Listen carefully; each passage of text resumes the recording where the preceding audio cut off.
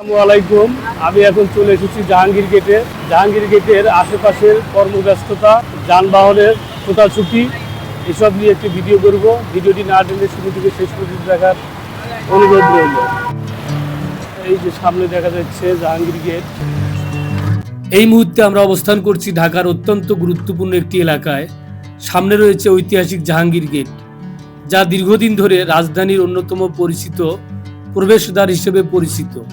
এর ঠিক পাশেই রয়েছে প্রধানমন্ত্রীর কার্যালয়ের সামনের এলাকা, যেখানে প্রতিদিন গুরুত্বপূর্ণ প্রশাসনিক কার্যক্রম পরিচালিত হয়। এই যে জাহাঙ্গীর গেট। ভিডিওতে আপনারা দেখতে পাচ্ছেন এই এলাকার যানবাহনের স্বাভাবিক চলাচল, নিরাপত্তা ব্যবস্থা এবং রাজধানীর ব্যস্ত নগর জীবনের বাস্তব চিত্র। পাশাপাশি রয়েছে ত্রাণ ভাণ্ডার, যা দুর্যোগ ও মানবিক সহায়তা কার্যক্রমের ভূমিকা পালন করে। হাঁটতে হাঁটতে সামনে গেলেই প্রধানমন্ত্রী কার্যালয়। পরিচ্ছন্নতা কর্মীরা শহর পরিচ্ছন্ন করতেছেন।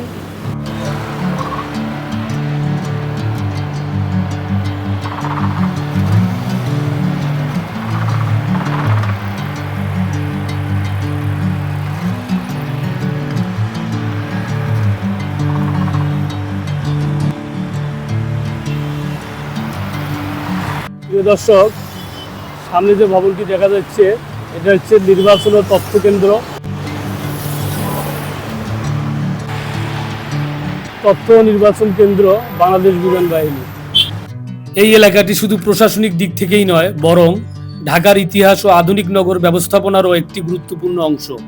প্রতিদিন অসংখ্য মানুষ ও যানবাহনের চলাচলে এলাকাটি প্রাণবন্ত হয়ে ওঠে। রাজধানীর সড়কগুলো কতটা ব্যস্ত।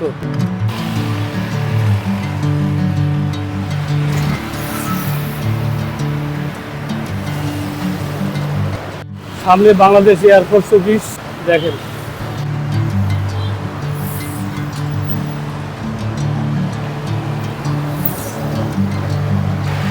এই শহরটা কতটা ব্যস্ত, এখানে কথা বলার মতো মানুষ নেই। বলতে দেখা যাবে এটা হচ্ছে প্রধানমন্ত্রীর ত্রাণ ভাণ্ডার। সামনে যেটা দেখা যাচ্ছে এটা হচ্ছে প্রধানমন্ত্রীর ত্রাণ ভাণ্ডার দেখেন। আর বাম পাশে যদি ঘুরে দেখায় এটা হচ্ছে শীষমহল।